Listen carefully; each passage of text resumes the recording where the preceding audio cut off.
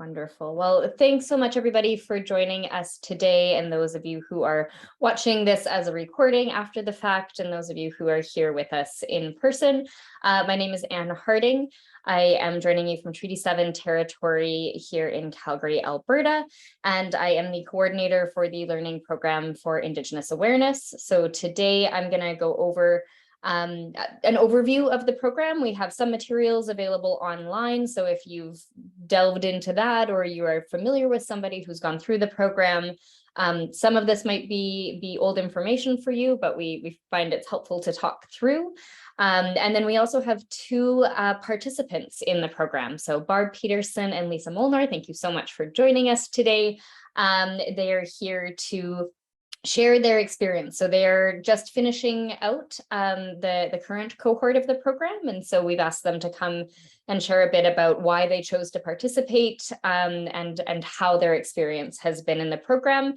Some things about maybe what they wish they had known or what they might advise others to know about before entering the program. And Nick, I see you've just gone off video, but I was going to make a quick ask to you. So Nick Grover from IAP2 Canada, is there anything that you're supposed to share, or should we just sort of take it away? You can take it away. I think that's all good to go. Okay, awesome. Thank you again, and thank you so much. And as I said off the top, we're here for. We've got about a half hour of stuff to share, and then eager for some questions as well for what brought you here today. So a bit about the program itself. So this program was started to be developed in 2015, and in 2015, IAP2 Canada formed an Indigenous Inclusion Subcommittee. I think there were 20 or 30 people on it. There were some elders participating as well. To say, hey, what does Indigenous inclusion look like for an organization like IAP2 Canada, both internally for that organization and in terms of what the organization does, so the work that we do in public participation in Canada. So there were a number of recommendations that came from this committee, and you can see some of them here. It led to the formation of the Indigenous Engagement Community of Practice. So that I think we have 70 people on right now, IAP2 members across Canada who work in Indigenous communities and with Indigenous peoples. So that came out of this committee. But also there were a number of other calls for leadership that IAP2 Canada should be taking with respect to Indigenous inclusion and reconciliation. And what we found at the time was that the leaders of IAP2 Canada didn't quite know how to navigate that. So they weren't necessarily comfortable having the conversations about what should IAP2 Canada be doing with respect to reconciliation. And so that led us to understand that, all right, we need to take a bit of a step back to make sure that we're bridging that education gap and that knowledge gap that we are very well aware of with respect to how much Canadians know and have learned about the history and experiences of Indigenous peoples. And so to make sure our leaders have enough knowledge and comfort navigating these conversations so that we can, as an organization, take those leadership roles. So that's why this program was developed, first of all, was to build our own internal capacity. And so what we recognized as well was that everybody's at a different spot on their reconciliation journey. The fact that there hasn't been a consistent education in our country related to the history and experiences of Indigenous peoples means that everybody's coming in at a different place based on what you may or may not have learned or experienced growing up, which is different from many other ways that we interact with each other as professionals in the world. And so this needed to be a program that met people where they were at and really embraced those adult learning principles of self-direction. So the ability for participants to learn and adapt their learning to what was most meaningful for them and their context so that they could apply it in their professional and what we found to be often personal lives as well. And so at that time, it was available exclusively for IAP2 Canada members. It is no longer. So you don't have to be a member to participate, though there's a difference in pricing that makes you might as well be a member, as is typical with member-based organizations and programming. And then just continuing to have this program as a commitment from IAP2 Canada to ensure that our organization and our members are well equipped to make informed decisions, as that's a big part of the work that we do, is support good decision making. And that means being informed about the context within which Indigenous interests and issues find themselves today. So the program was created in collaboration between the Indigenous Engagement Community of Practice members and external consultants. So guided by the late Elder Lloyd Ewanen, we were advised to follow the Sioux teachings, was what he followed, of the medicine wheel. So this is the foundation of the program, which takes learners through different stages. So there's 5 stages to the program. We start in self-reflection, work our way through these other stages, and then end there as well. So what is the program? What does it look like? As a learner, you are matched with a learning partner. And so this learning partner is not a teacher, they are not an expert, but they do have a level of comfort and experience working with Indigenous communities. We have some learning partners who identify as Indigenous and some who identify as settlers who've been working in this space. We recognize that in this program, the opportunity and frankly, the importance of settler identifying or non-Indigenous peoples to also take up the role of supporting fellow people in Canada to learn about the history and experiences of Indigenous peoples. So we have that opportunity as well to pair you with someone or to match you with someone who's been doing work in this space. But it's a small group. So there will be up to 3 learning partners or learning participants, I guess, in a particular cohort. So there's either 2 or 3 of you matched with a learning partner. And so that is the core of the program, our meetings with your small team. And that's to create a space, a brave space for those questions that might feel uncomfortable to ask to others, to explore topics that might be a little bit sensitive for work or personal contexts, but also to support scheduling, because this is a 6-month program. And so the ability to meet frequently and continue conversations and building on past conversations is a key element of the program. And so, as I mentioned, the different stages that you work through. So they're assignments. You do get reminders. You are supposed to submit, and there is sort of a timeline for that. But this program is for you. It's self-directed. And so as the coordinator, I'm not going to hound you, but I will give a little nudge to complete the assignments because they are part of that fulsome program. So these are the assignments, the deliverables, an audio or a written reflection about where you're at right now. Independent study and so your team selects, we have a list of resources. So whether that's a book or a few blog posts or a few episodes of a podcast, sort of whatever your learning style and interests are, your team selects resources to work through. And depending on how much time you have as well, that feeds into it. And so as a team, you work through those together. And then this 3rd stage is engaging in relationship. And so that is an intentional meeting or interaction with an Indigenous community member or organization in your community. So this looks very different for every different participant. Some folks who participate in this program have not had much interaction in the past, and so this is an initial relationship.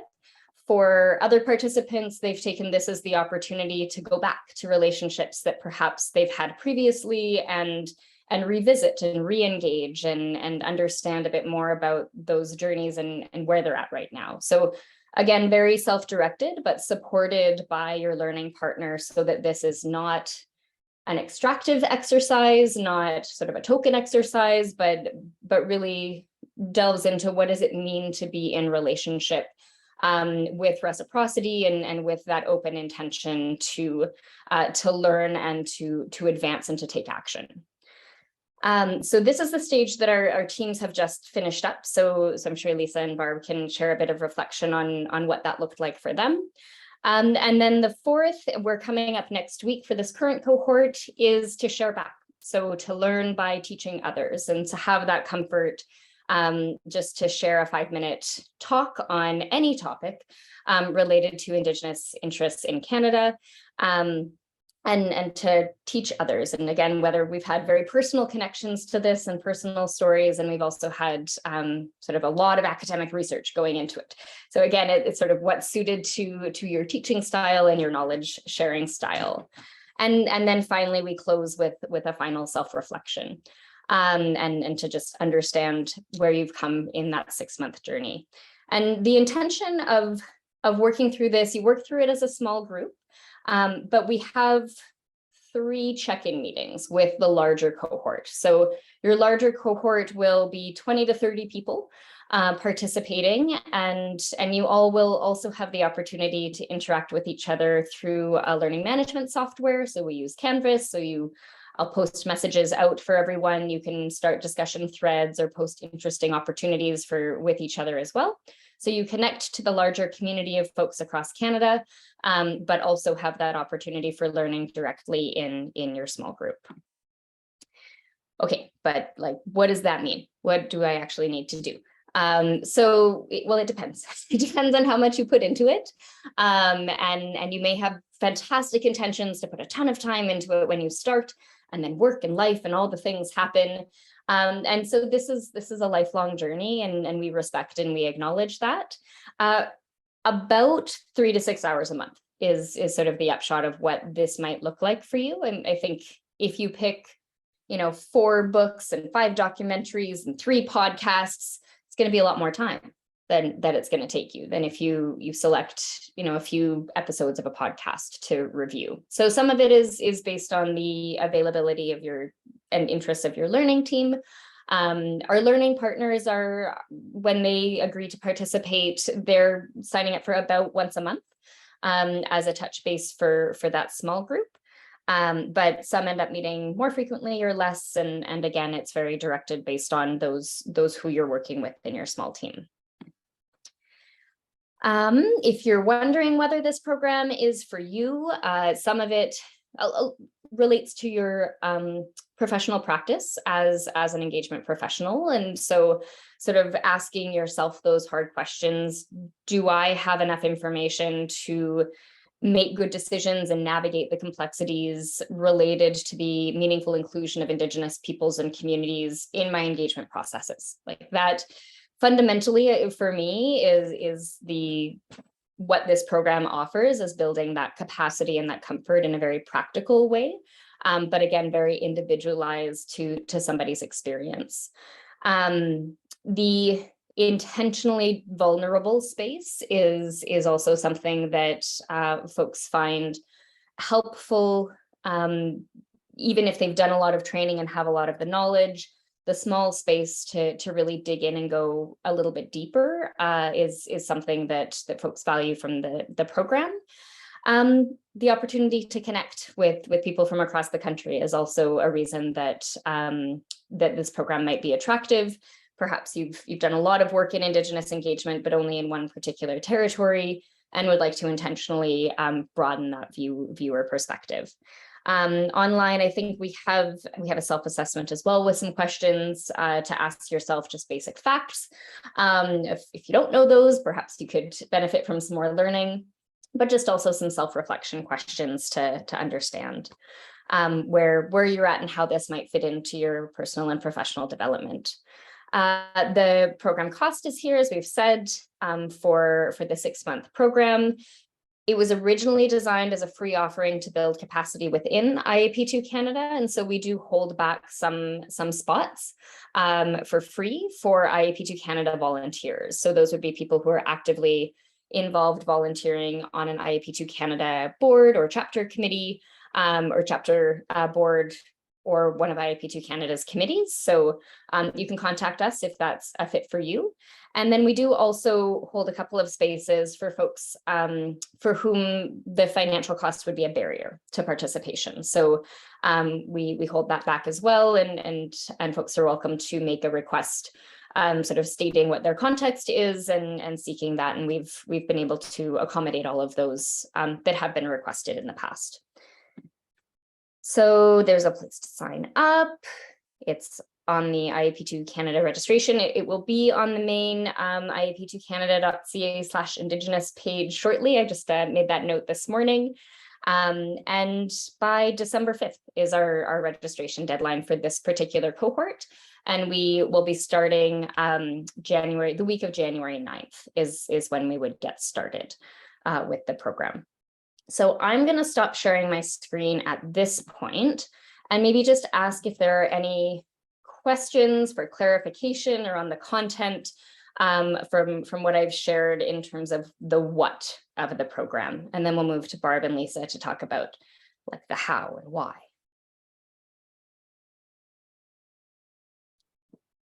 And so far, eager to hear. Okay. Barb and Lisa, we didn't talk about who would go first. Is there one of you who would like to share? All right, Lisa. Oh, Barb, you can let me. Perfect. Oh no, I just feel we should play rock, paper, scissors or something and decide. Lisa, I'm either way. I am very happy to go or to wait. You go ahead. You were able to unmute first, so we'll okay, yeah, it's you'll reach for the talk. So hello, everybody. I'm very, very pleased to be here with you. I'm a facilitator, so I feel like I should ask if there's questions or areas that you're more interested in, first of all. So I'm going to do that. Is there a particular thing that you really wanted to hear from Elise and I as current participants?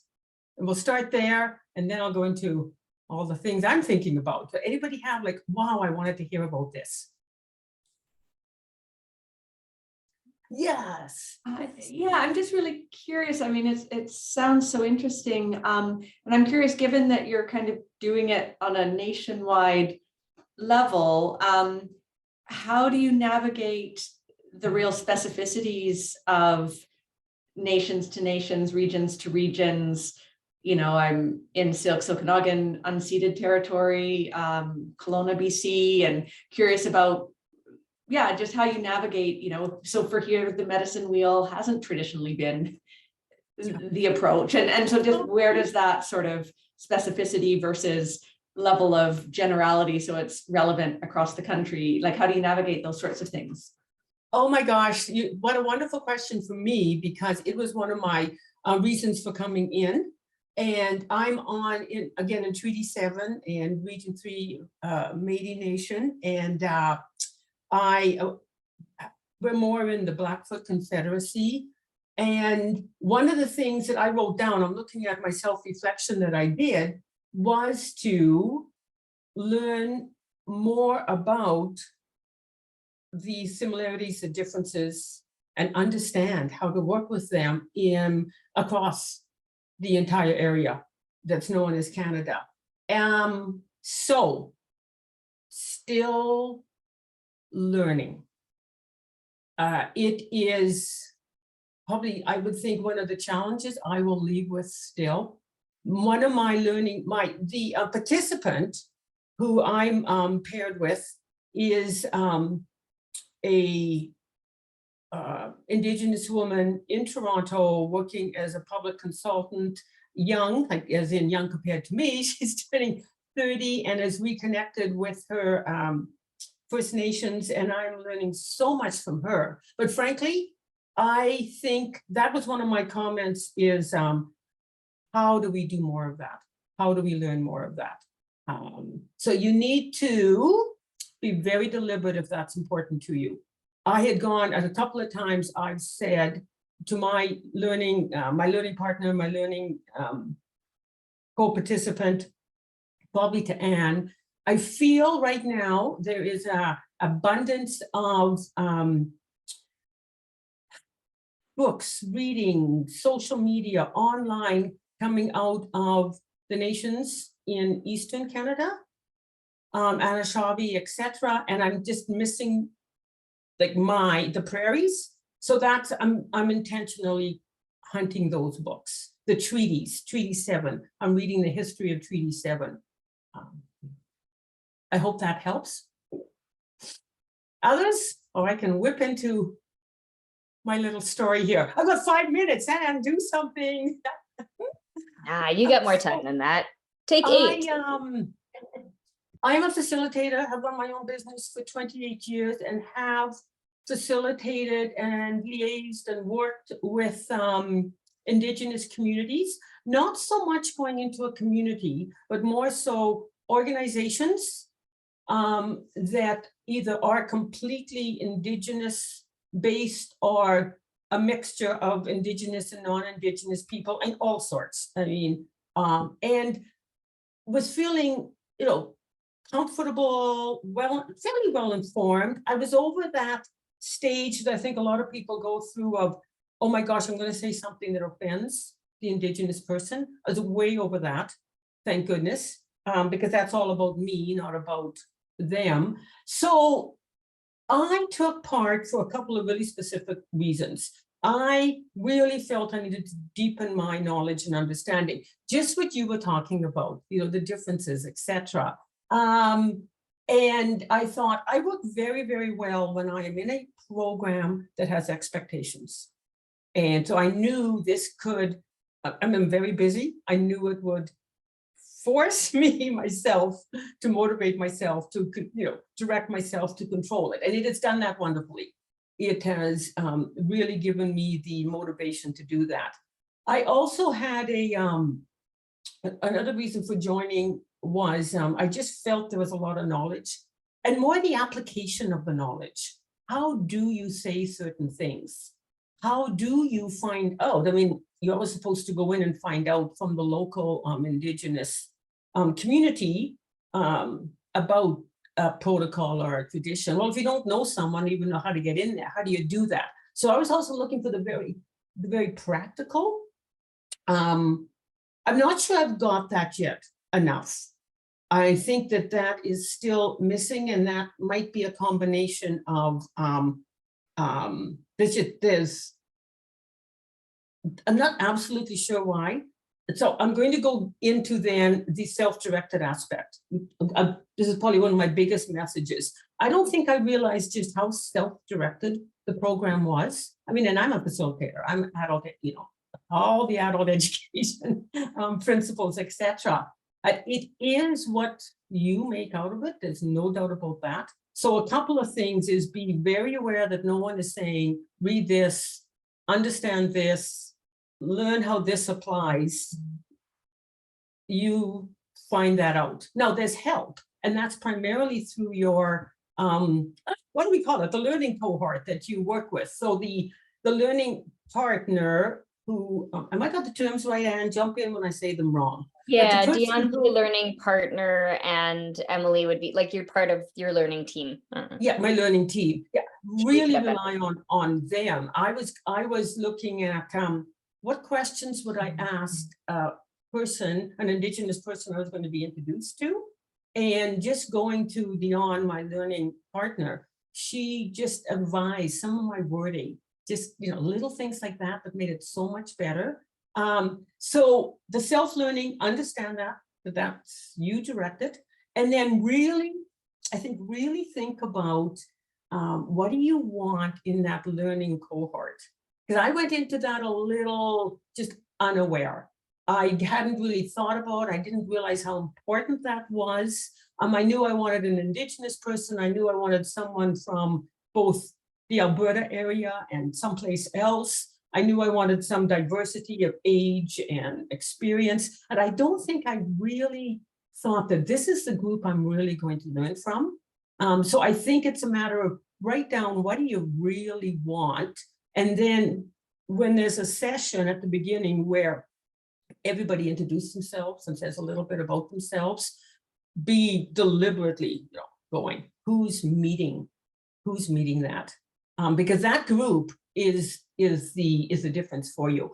I would have liked, looking back now, I would have liked to have our group meet more. I was one of the people that have limited time, and my two partners are the same, but we have highly enjoyed ourselves when we're together and learned so much and laughed and cried. We just aren't able to get together enough. So really, really, and if anything, go up and beyond the expectations of questions. There's just like this. You know what else I would say? Do more than one resource. Bump everything up. We took one book, and again, it's matter of that motivation. If you learn that way, I did tons more. But even as a learning cohort, that pushing yourself to do a little bit more may be helpful. I don't think, again, I said, I think I've learned tons more about, and I know I have, the Indigenous perspective, world view has been one of the most significant things I've taken out of this, and also an absolute rude awakening of the cultural genocide that was committed. Even though I knew it, now I really know it. I'm still looking for the application a bit more. I'm very comfortable. I just facilitated with a Métis Settlement Development Corporation group here 2 weeks ago, and great, great comfort. Yeah, I'm still looking for even more of that application. How do I best know what to say, how to meet people? And probably I have a whole bunch of recommendations, and I'm going to have. I would have liked the whole cohort meeting once a month. Absolutely. I think we met 3 times, and those were very, very helpful because you got such totally different perspectives. And I would have liked a couple of elder wisdom circles or learning circles. That would have been so awesome. Because I participate in ones that other organizations have put on. And probably more deliberate. I don't know, Anne, how to do this. It's self-directed, but we didn't use Canvas in terms of an exchange of information. And I think that that's sad. I threw a few things on. So questions, comments. Some groups are meeting once a week. Just wow, pretty awesome. You'd learn a lot. Awesome. Totally Thanks, worthwhile. Maybe we'll go over to Lisa and then just sort of open it up for full conversation. That's great. Thank you. Thanks, Anne. I too am on Treaty 7 as Anne and Barb are as well in Calgary. But I was born in Vernon, so I'm close to near and dear to Kelowna as well, and the nations there. My name is Lisa Molnar. I have some notes here because I had a travel day yesterday and I'm a little fatigued today, so my apologies. But I work in the oil and gas industry. I'm a senior regulatory specialist, and I was really fortunate. I had the opportunity to hear Bob Joseph speak at one point in time.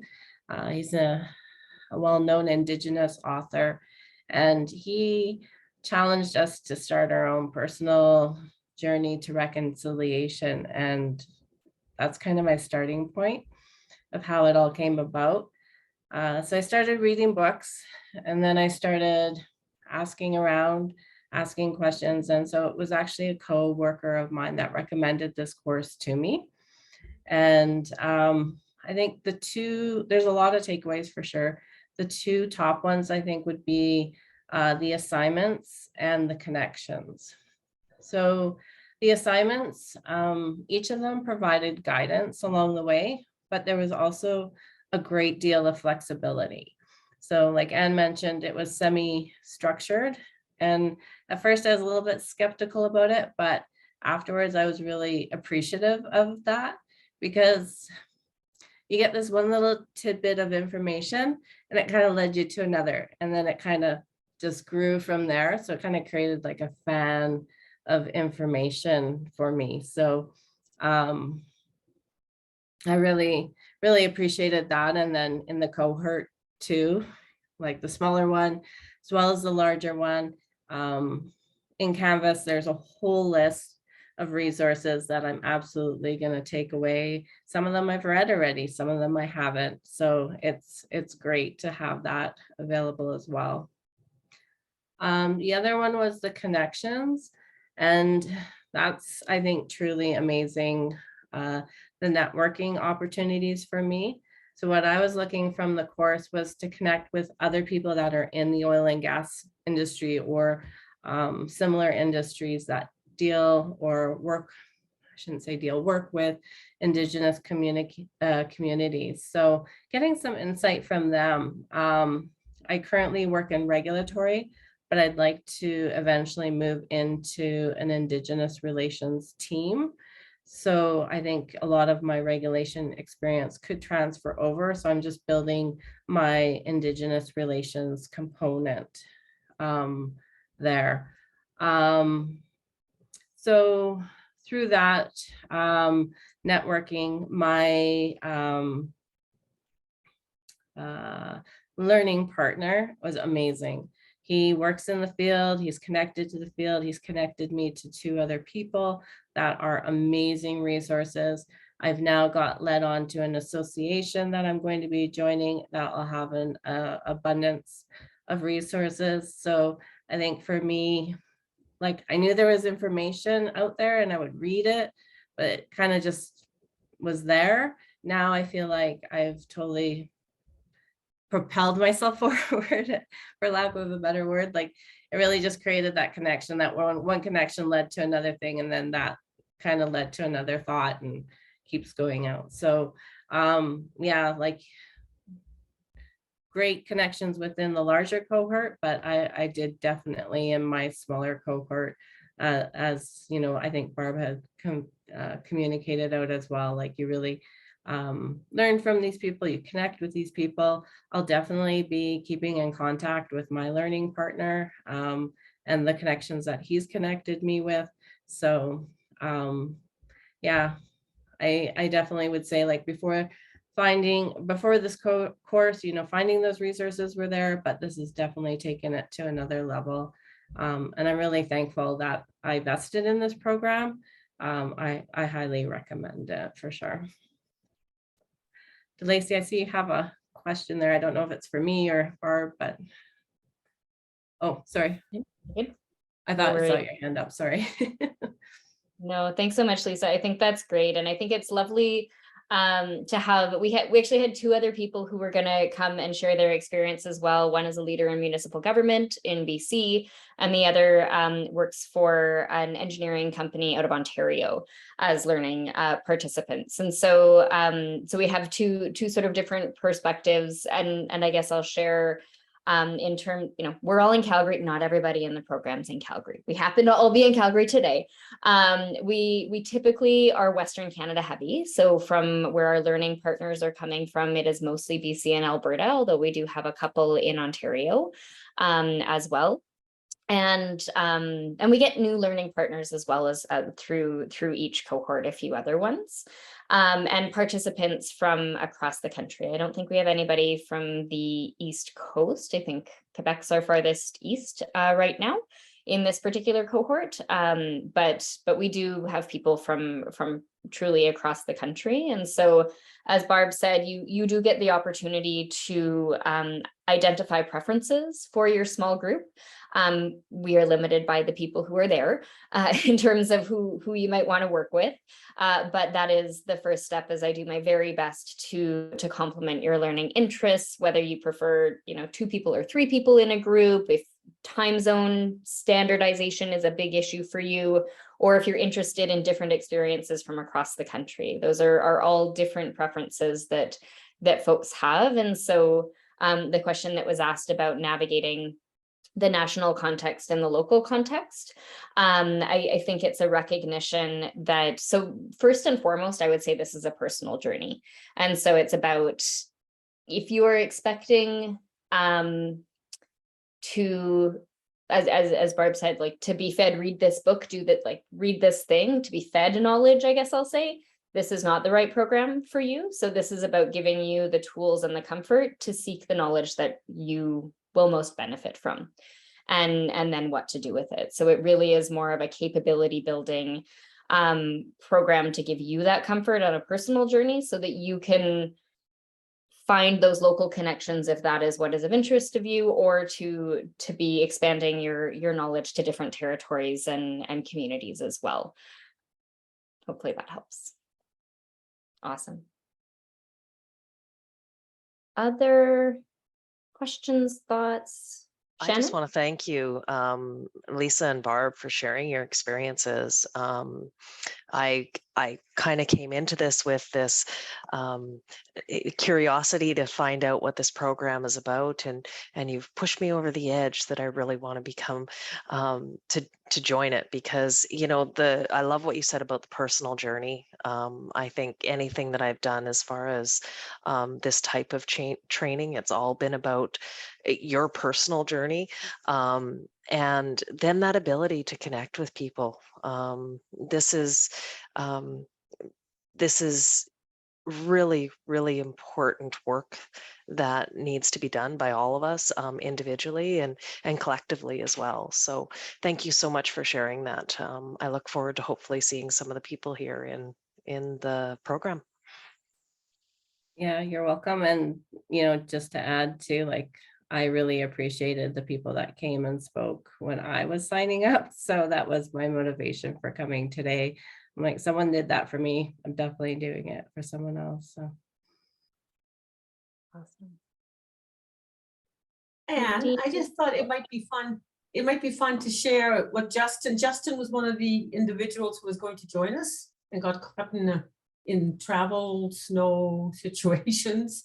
And in the whole large group, he talked about how he has done nothing over the last 6 months but read. In terms of reading and listening and social media hunts, it's all been an Indigenous perspective and reference. And I would say absolutely. So if you're wondering, you do not get told or spoon-fed. But you start in, I started in, and it just takes you from resource to resource to resource.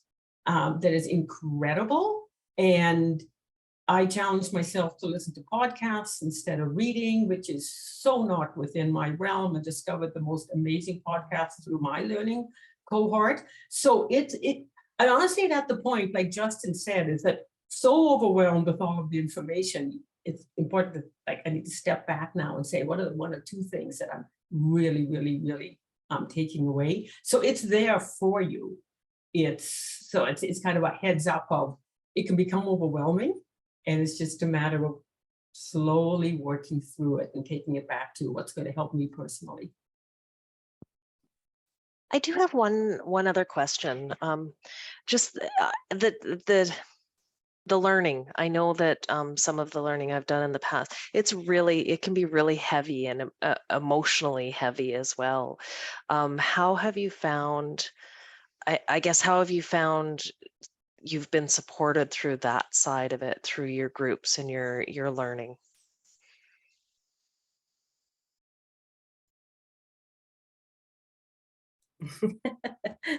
I can speak to that.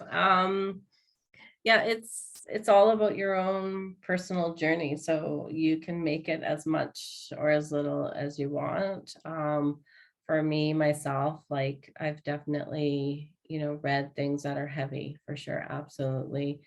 And those are things then that I like to reflect on my own, and I process them, in a different way than somebody else would.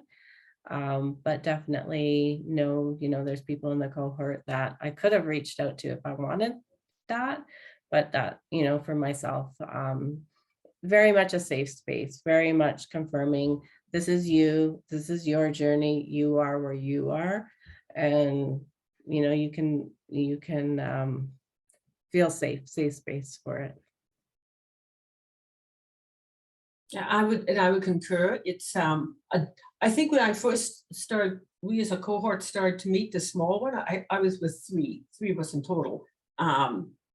There's that little bit of discovering each other, and it's all over Zoom, so you don't have that real intimacy. And all of a sudden, it just maybe by the end of the second meeting, we just moved right into, we have co-created a place that feels safe for us. And I don't believe that someone can create a safe space. We co-created a place that we all felt safe. And so we were bringing concerns and issues to each other. I mean, and this is, we've only met 5 times. And just we're feeling very, very supported. Because I think we're all on a personal journey to understand that. So, like Lisa, it was there. And again, if it isn't, I think that it's a matter of that open acknowledgement in the cohort and going back to Anne, or whatever rejigging has to happen, because well, it's not necessarily the case. It would be, ours has been very positive. Just wanted more of it. There's nothing to stop you from meeting after the program's over. Awesome. Nadine. Good afternoon, everyone. I had a question about the knowledge, because I'm pretty new to Canada. So it's only 4 years I came to Canada. So I'm coming from Switzerland, so far away from all those questions and all those topics. Although I might have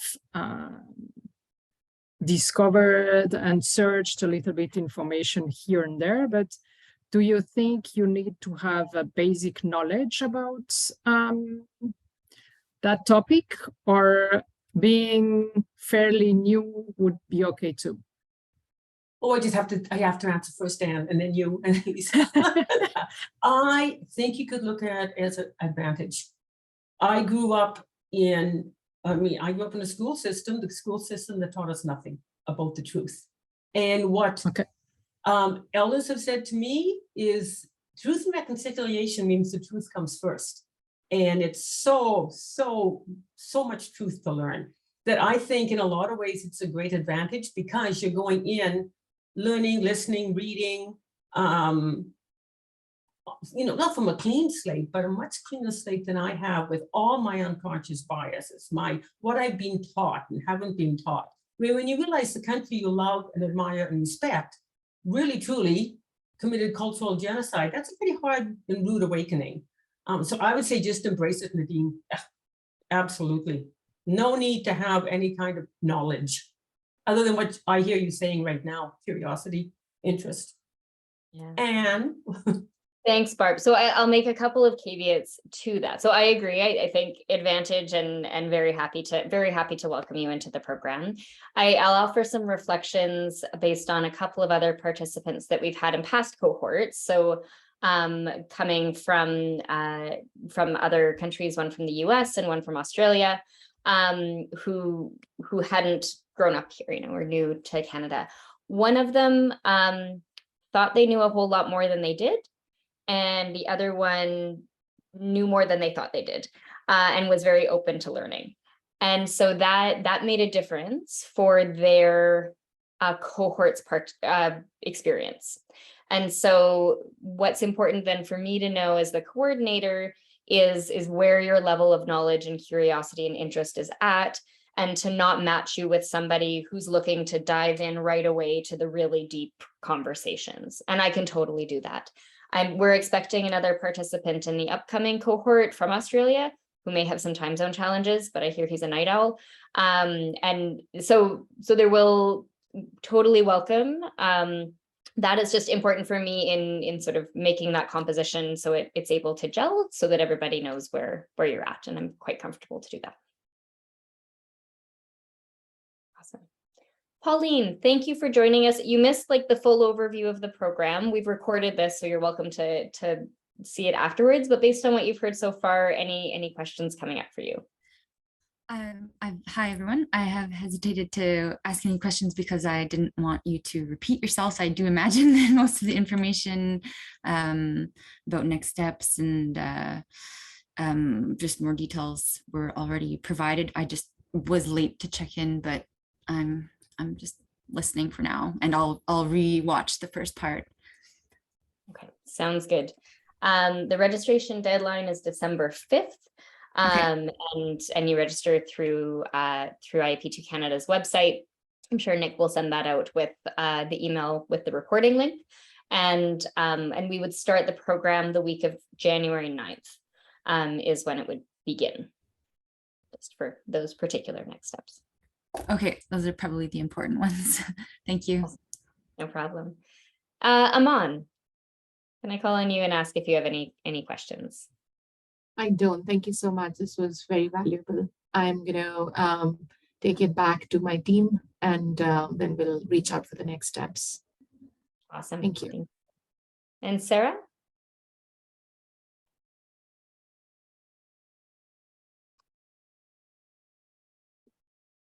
There we go. Sorry, I was having trouble with my mic. I guess for me, I was really interested in hearing, I'm sorry, I missed your name, Lisa, about your experiences as working as a regulator. My past experiences were working for nonprofits, working with Indigenous communities in that capacity, and now I work for the government. And different, you know, still working in the force, but from a different capacity. And so I'm finding it, I need more guidance, and I think I have. A lot of that was self-taught and being out there and learning on the land and but I could use professional help as someone who's in that different type of position, I guess. Yeah, so I'm very interested, and to bring this, I actually have a one-on-one with my supervisor following this, so it's something that I'm going to bring to her right away. Yeah, just for clarification, I work for oil and gas company. I'm not working for a regulator, so I'm on the other side, but I do work, yes, definitely with regulators. It's definitely of interest. So yeah, you know, like Anne said, she'll do the best she can do to match with your interests, and that was one of my requests. And yeah, definitely worked out really well. So for me, I was looking for someone who's in the industry because I wanted to learn more about Indigenous relations and interactions pertaining to the industry, because that's where I want to go. I want to work in Indigenous relations in an oil and gas company. So thank you. Yeah, I think that's kind of the avenue I want to go. I want to learn how. I find that going on 2 years in government, there's a lot, I think there's a lot of better ways we can approach engaging and consulting with Indigenous communities. And I think that's something that I can learn through this for sure. yeah, and you're welcome to reach out to me offline too, like after your journey, through your journey or whatever. I'm definitely open to that as well. Because yeah, looking for the same thing.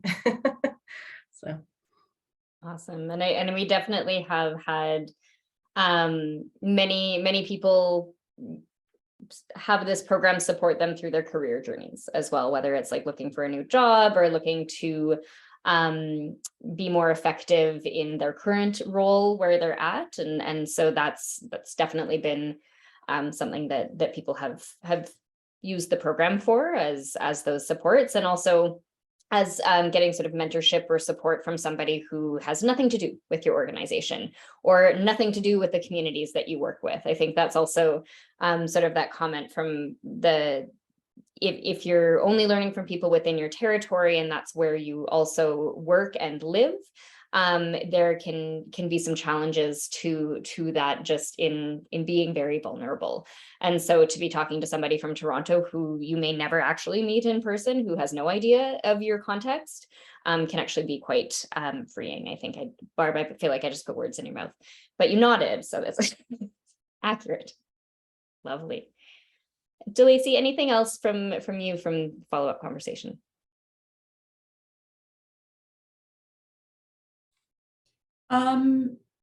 No other questions, just, yeah, really interested in that sort of community of practice element of, especially if, you know, as it sounds like learning teams are sort of being intentionally structured to try and meet sort of people's where they are and what they're hoping to get out of the program. then, for me, now in municipal government, working with the city of Kelowna, just that, but not having sort of a formal public engagement kind of background. My background is as an academic. So yeah, just those questions of being aligned with people who are kind of grappling with those how questions and sort of directing learning in order to help get them further in those how. Yeah, it sounds really exciting. Awesome. And the other thought that I wanted to mention as well, from how other people and organizations have approached the course. So right now, I think we have 8 participants from a particular health region in one cohort. And so that this is part of their journey. They were doing all kinds of training because they're building a new hospital or something. And so they're almost getting like double the learning. So I have not put any of them together in the same small group so that they can have those vulnerable conversations. But then outside of that group, they're also connecting. So they're almost getting like two debriefs. So and there have been a couple of different organizations that have done that in the past, had multiple people participate. We've put them in their own groups so that they can have that truly safe space, but then they've taken the opportunity to enhance their learning as well in their own organization. So if that's something that your organization might be interested in, yeah, you can suggest that as well. That certainly has been something that others have done. Okay. I'm gonna go for any last questions or thoughts.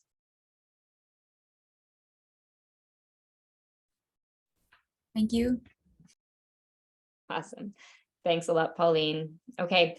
Thank you, Barb. Thank you, Lisa. Much appreciated. Thank you, anybody who's listening to this after the fact. Please do reach out with other questions. Thanks, Aman. Thanks, Nadine.